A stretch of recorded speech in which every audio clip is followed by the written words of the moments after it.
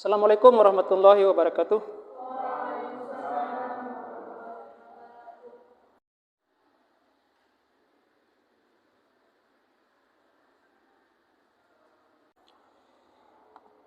Baiklah saudara-saudara sekalian, pada siang hari ini kita berjumpa lagi untuk menjalani rutinitas mingguan kita, harian kita, yaitu mengadakan perkuliahan. Adapun mata kuliah yang akan kita bahas, akan kita pelajari pada siang hari ini adalah hukum acara peradilan agama. Nah, sebelum kita memulai untuk tahap selanjutnya menjelaskan terkait dengan teori-teori yang ada dalam mata kuliah ini, terlebih dahulu saya akan membacakan kontrak perkuliahan. Kontrak perkuliahan itu artinya perjanjian antara dosen dengan mahasiswa terkait dengan pelaksanaan perkuliahan ini. Saya akan mendeskripsikan terlebih dahulu terkait mata kuliah ini. Adapun materi-materi yang akan kita bahas atau pelajari dalam mata kuliah hukum acara peradilan agama ini, yang pertama adalah terkait dengan pengertian asas sumber hukum acara perdata atau peradilan agama. Itu pertemuan pertama. Susunan peradilan di Indonesia, bagaimana susunan peradilan di Indonesia, jenis-jenisnya, macam-macamnya. Selanjutnya adalah terkait dengan kompetensi pengadilan. Nanti ada namanya kompetensi relatif, kompetensi absolut. Lalu nanti juga kita akan mempelajari terkait dengan apa itu gugatan, jawaban, replik, duplik, apa itu surat kuasa, apa itu banding, kasasi, atau upaya hukum. Itu adalah materi-materi yang akan kita pelajari di mata kuliah ini. Selanjutnya adalah capaian pembelajaran lulusan atau CPL. Nah, ketika kalian lulus nanti, kira-kira apa capaian, yang harus kalian miliki, apa kemampuan yang harus kalian miliki? Pertama adalah memiliki integritas atau etika profesi hukum berdasarkan nilai-nilai Pancasila. Selanjutnya adalah mampu berpikir secara kritis, logis, dan sistematis. Selanjutnya adalah mahasiswa mampu bekerja secara individu dan kolektif. Yang selanjutnya, mahasiswa mampu melakukan penelitian hukum dan menyusun argumentasi hukum. Selanjutnya adalah mahasiswa mampu melakukan mediasi atau negosiasi. Mahasiswa mampu memberikan saran dan penyelesaian masalah hukum. Mahasiswa mampu mengungsi konsep teoris mengenai hukum formil maupun hukum materi. Itu adalah CPL namanya, capaian pembelajaran lulusan. Selanjutnya adalah capaian mata kuliah ini. Nah, kira-kira ketika Anda selesai mempelajari mata kuliah ini nanti, kira-kira apa yang akan Anda dapatkan? Apa tujuannya? Karena ini menyangkut hukum acara, maka tujuan utama daripada mata kuliah ini adalah agar saudara-saudara nanti bisa mempraktekkan ketika Anda lulus dari universitas ini, bagaimana cara beracara, misal jadi pengacara, bagaimana cara menyelesaikan masalah hukum di masyarakat. Karena problem di masyarakat itu begitu banyak, begitu luas, begitu kompleks. Makanya diharapkan ketika Anda lulus nanti, Anda bisa menangani masalah-masalah tersebut. Baik itu secara litigasi atau non-litigasi.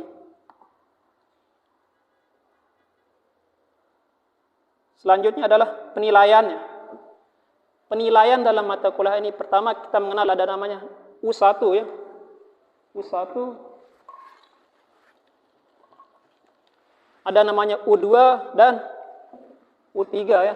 U1, U2, U3. U1 ini terdiri dari tugas-tugas, makalah, praktek, keaktifan kalian, absensi. Kalau U2 ini terdiri dari, atau berasal dari UTS ya, ujian tengah semester.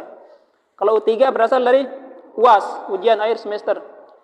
U1 diambil 20% ya. U2 30% dan U3-nya 50%. Itu sistem penilaian.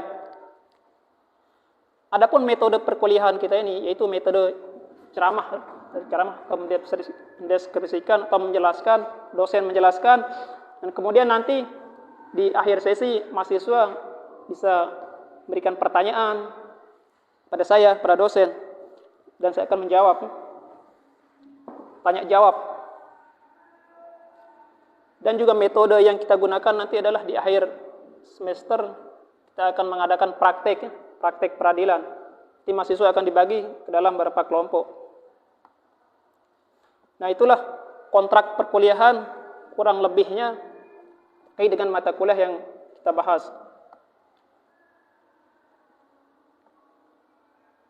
Nah, selanjutnya kita ke materi ya. Materi perkuliahan kita pada siang hari ini yaitu hukum acara peradilan agama.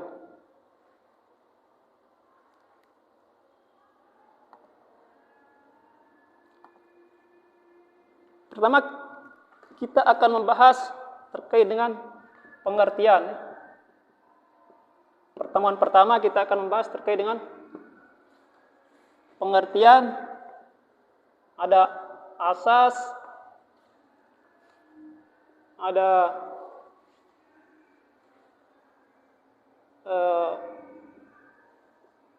urutan lembaga peradilan di Indonesia,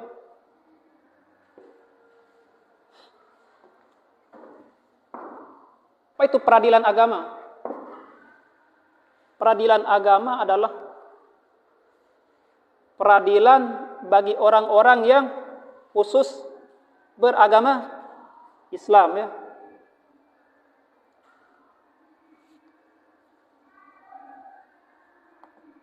Atau pengadilannya orang Islam.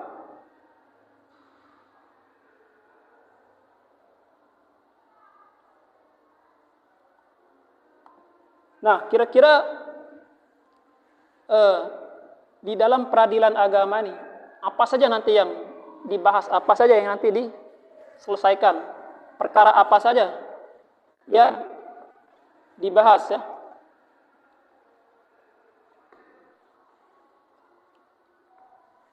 Kalau kita mengacu pada kompetensi itu ada dua.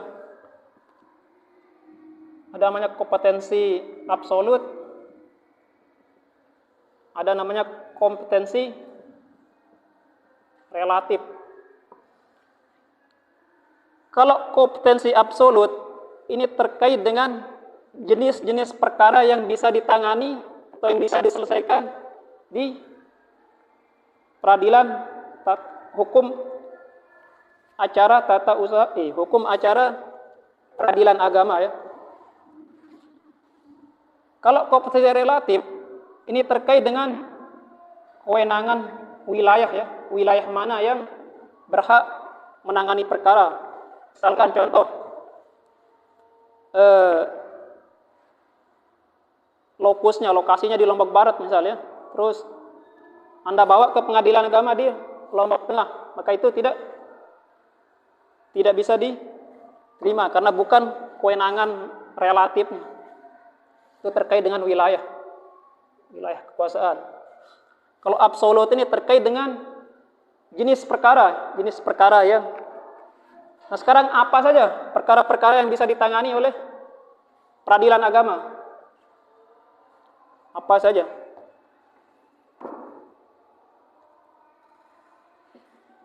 Pertama, ada perkara perkawinan ya. Perkawinan. Misalkan ada terkait dengan perceraian, ya, pembagian harta gonogini, dan perebutan hak asuhana, maka ini ranah peradilan agama. Khusus bagi orang yang beragama Islam. Kalau non-Islam kemana? Kristen, Hindu atau apa? Kemana? Pengadilan negeri, ya. Pengadilan negeri. Kalau orang Islam harus ke pengadilan agama. Selanjutnya adalah perkara waris, ya. Perkara waris. Waris ini apa? Itu terkait dengan pembagian harta ketika salah seorang pewaris meninggal dunia. Misalkan siapa yang berhak, porsinya berapa, masing-masing berapa, siapa yang terhijab, siapa yang tidak bisa mewarisi. Nah, itu tuh hal-hal yang disengketakan, yang menjadi kewenangan hukum atau peradilan agama, ya. Selanjutnya adalah ada wasiat. Wasiat, ada hibah, apalagi ada sedekah, infak, zakat, apalagi selanjutnya adalah ekonomi syariah. Ekonomi syariah.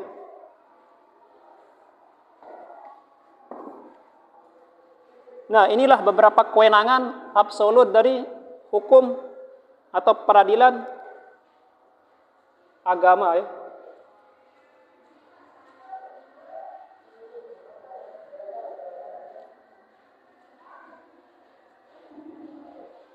Nah, selanjutnya adalah kita membahas terkait dengan sumber, ya, sumber hukum acara peradilan agama. Pertama, dasar hukumnya adalah ada namanya HIR, ya. Ini aturan yang berlaku sejak zaman penjajahan dulu, ya, Belanda. Dan namanya RBG, Reglement Buiten Westen. Ini bahasa Belanda, ya. Ada namanya RPS. Ada namanya BW, Burgerlijk Rechtvaardiging, ya, bahasa Belanda.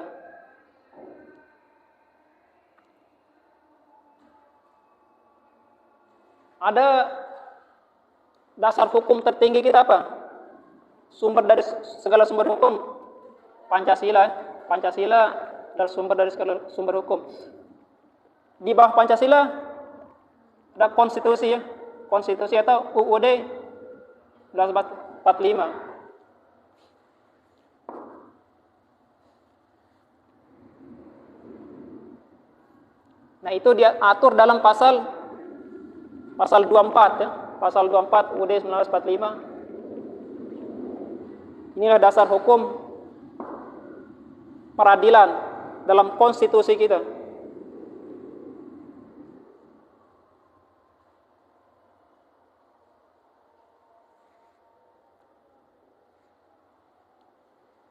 Selanjutnya adalah undang-undang terbaru terkait dengan undang-undang kehakiman, yaitu ada Undang-Undang Nomor 48 Tahun 2009, ya, tentang kehakiman. Nah, setiap lembaga negara itu dia memiliki undang-undang tersendiri. Jaksa ada undang-undangnya, pengacara ada undang-undang, advokat.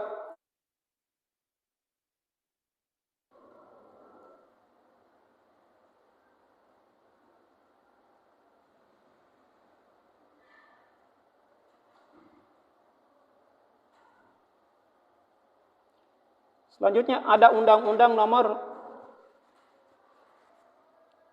7 Tahun 89, Jungto Undang-Undang Nomor 3 Tahun 2006, Jungto Undang-Undang Nomor 50 Tahun 2009 tentang peradilan agama. Selanjutnya ada Undang-Undang Nomor 1 Tahun 74 tentang pernikahan, ya.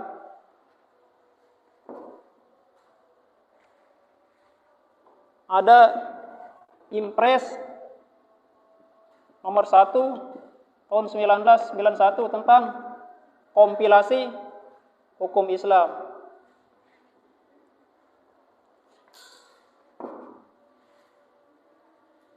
Nah, inilah segelumit dasar hukum sebagai landasan dalam melakukan atau mengambil keputusan atau bertindak terkait dengan peradilan agama,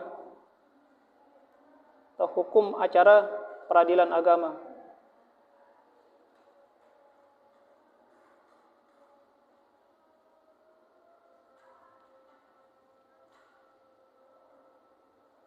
Sekarang selanjutnya kita membahas susunan atau kekuasaan kehakiman. Nah, ini sebenarnya pengetahuan dasar ya. Lulusan Hawal Sasiyah atau Fakultas Hukum harus menguasai ini, harus bisa. Coba, hapus. Ya.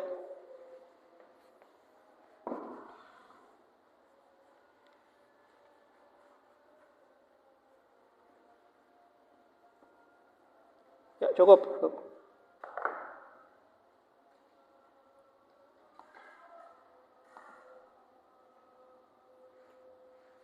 Nah, di Indonesia kita mengenal lembaga peradilan atau susunan kekuasaan kehakiman.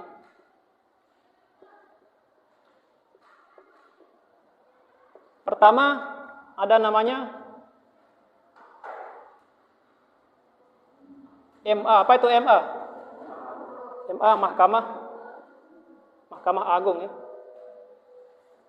Berikutnya ada namanya KY ya. Apa itu KY? Komisi Yudisial. Selanjutnya ada namanya MA, KY, dan MK ya. MK itu apa?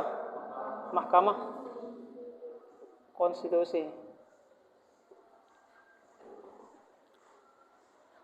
Kalau Mahkamah Konstitusi apa itu? Bidang perkara yang ditangani apa? Misal ya, perselisihan hasil pemilu, salah.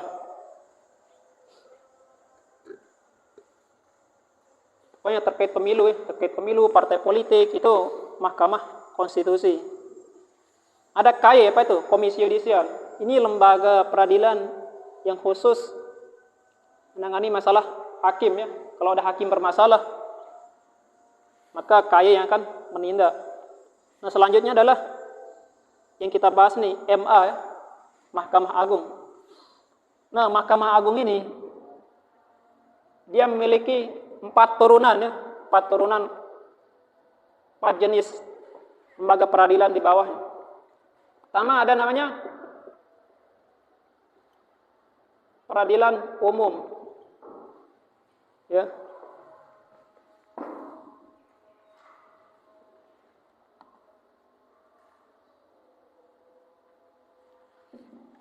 Peradilan umum. Peradilan umum ini terdiri dari 2 ya. Pertama, pengadilan negeri. Yang kedua, pengadilan tinggi ya. Pengadilan negeri ini lokasinya biasanya di mana? Ada yang tahu? Kabupaten atau provinsi? Dia berada di kabupaten atau kota. Kalau pengadilan tinggi berada di provinsi ya.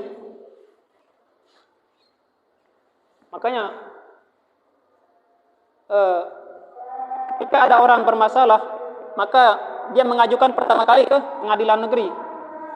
Kalah di pengadilan negeri, maka ke pengadilan tinggi. Kalah di pengadilan tinggi, maka ke Mahkamah Agung. Terakhir, Mahkamah Agung.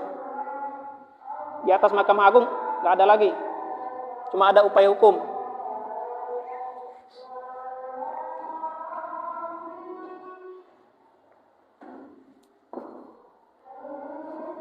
Nah, selanjutnya tadi kan peradilan umum. Yang kedua adalah peradilan agama yang saya bahas. Peradilan agama. Dia terdiri dari 2 juga. Ada pengadilan agama. Yang kedua ada pengadilan tinggi agama ya.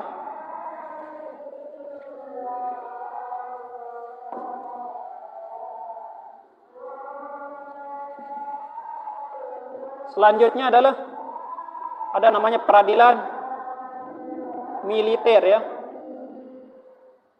Militer nih. Siapa yang dimasuk militer sini? TNI ya, kalau ada TNI.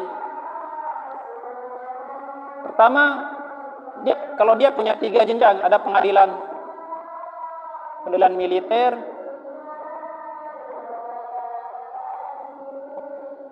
pengadilan militer tinggi, pengadilan militer utama. Selanjutnya, yang keempat ada peradilan tata usaha negara ya. Peradilan tata usaha negara. Ini apa kewenangannya nih? Kewenangannya. Ini dengan keputusan pejabat negara ya. Putusan pejabat tata usaha negara. Misal contoh Anda dimutasi, ada PNS dimutasi, ada rektor dipecat atau apalah. Ada sertifikat tanah bermasalah, keputusan BPN misalnya, itu salah satu kewenangan. Peradilan tata usaha negara juga ada 2 jenjang. Pertama, pengadilan tata usaha negara yang berada di kabupaten kota sebenarnya, seharusnya. Berikutnya adalah pengadilan tinggi tata usaha negara. Nah, kalau di NTB ada nggak pengadilan tata usaha negara? Di mana? Hah? Ada yang tahu di mana? Sana ya, di jalanan. Tapi dia di satu provinsi ini ada satu pengadilan tata usaha negara. Seharusnya dia berada di setiap kabupaten kota. Tapi ini di satu provinsi ada satu. Nah, selanjutnya adalah pengadilan tinggi. Pengadilan tinggi tata usaha negara berada di, kalau NTB berada di Surabaya dia, Surabaya. Dia berada di beberapa tempat di Indonesia, tidak merata. Satu pengadilan tinggi menaungi beberapa provinsi. Nah, inti dari semuanya ini adalah tahap awal. Pertama, kedua, ketiga ya. Pertama, kedua, ketiga. Ujung akhirnya adalah Mahkamah Agung di pusat ya. Muara akhir dari setiap permasalahan.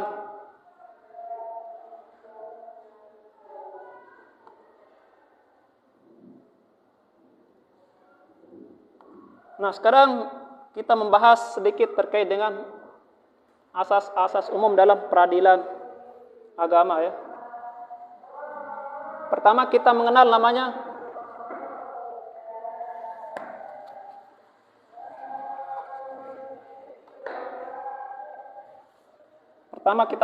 asas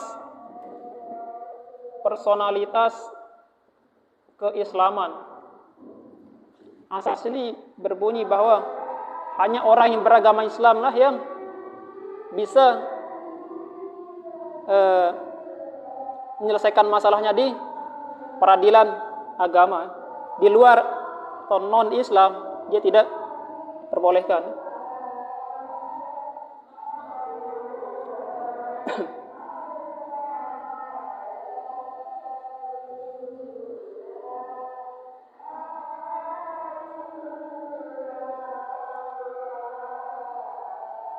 Yang kedua ada namanya asas kebebasan ya.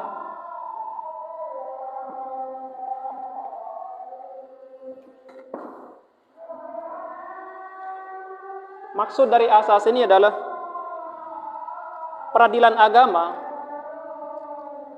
itu dia terbebas dari intervensi ya, intervensi siapapun, campur tangan siapapun. Hatta dia anak presiden sekalipun, maka dia tidak boleh mencampuri atau intervensi hakim, intervensi pengacara, dan intervensi dalam bentuk apapun. Itu namanya asas kebebasan.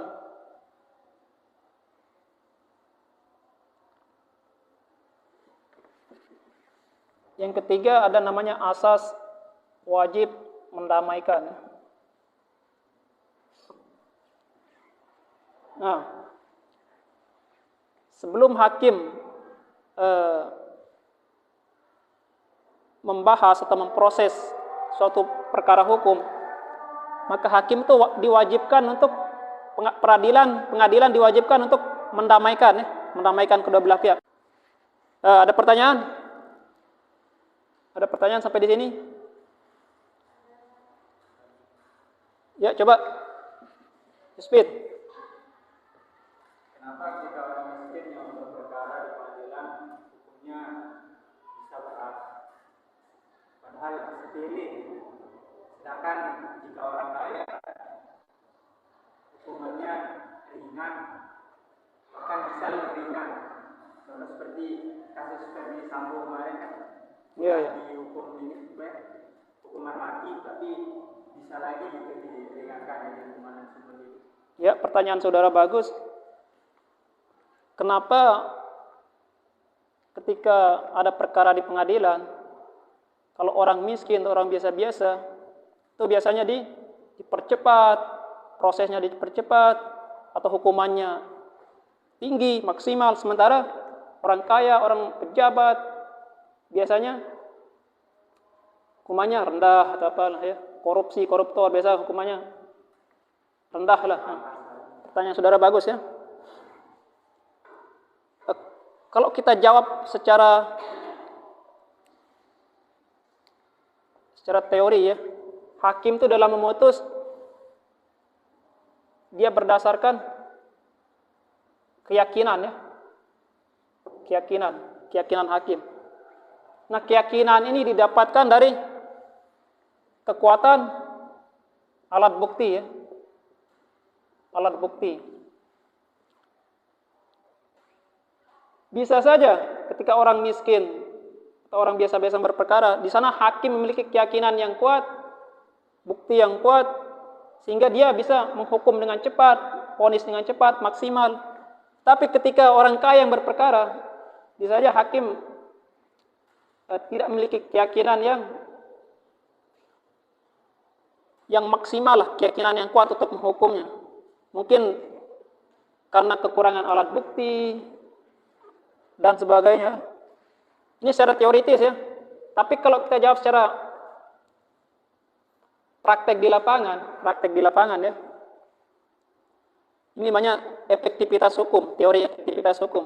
Ada 3 yang mempengaruhi berlakunya hukum itu. Pertama, substansi hukum ya.